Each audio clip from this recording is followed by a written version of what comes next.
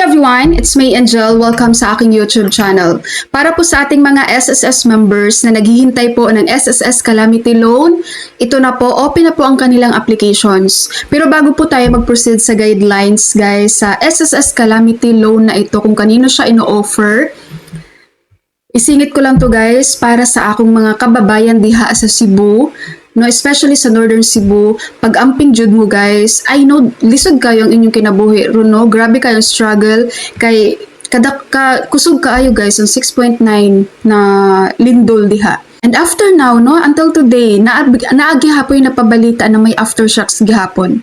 Mag-pray lang jud ta guys and be strong, no, kayang-kaya nyo po yan.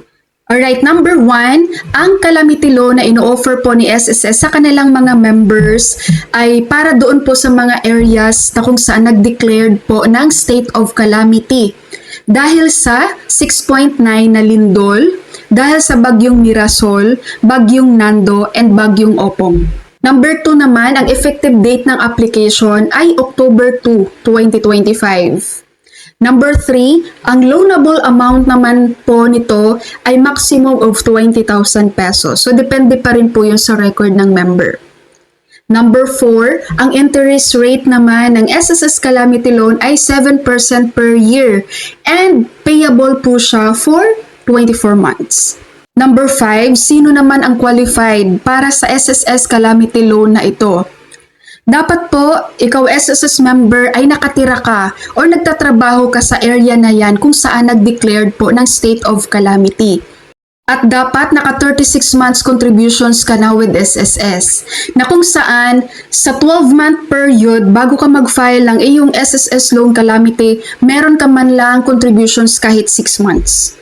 And then dapat meron ka pong SSS online account para makapag-file ka sa online. Dapat wala ka rin pong past due loans and no outstanding restructured loans. Pag sinasabi po nating past due loans guys, for example, meron kang salary loan, tapos hindi mo na siya nabayaran, napabayaan mo na, no? So hindi ka na qualified para sa calamity loan.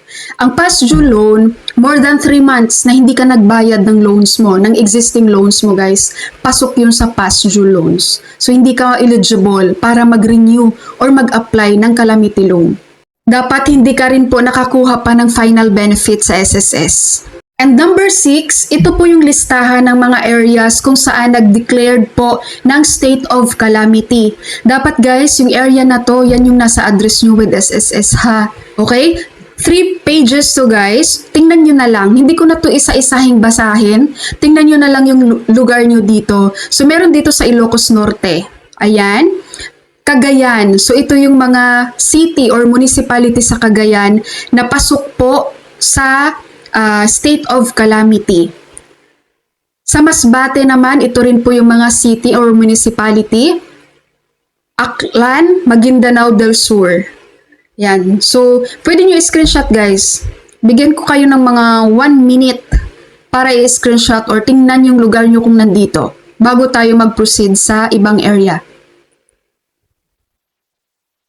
Okay, so page 2. So ito naman yung sa province of Romblon.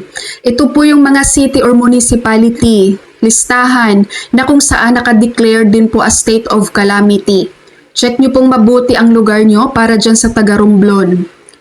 Then sa province of Oriental Mindoro, ito rin po yung listahan ng mga city or municipality nyo dyan na nag-declared po ng state of calamity.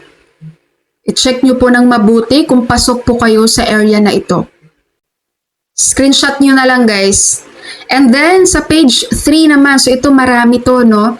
Sa province of Cebu, yan, sa mga kababayan ko diha sa Cebu, I know daghan jud ni kaayong city or municipality guys na nag-declared of state of calamity, no? Ayan, sa province of Cebu, so andito yung mga city or municipality na naka-declared po as state of calamity.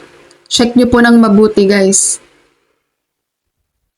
Okay po, so sa taga Cebu, daghan kaayo ni guys. I know ni adiri ang inyong lugar, especially doon sa mga nagfa-follow up ba, no? Nagfa-follow up ng calamity loan sa SSS kung pwede na.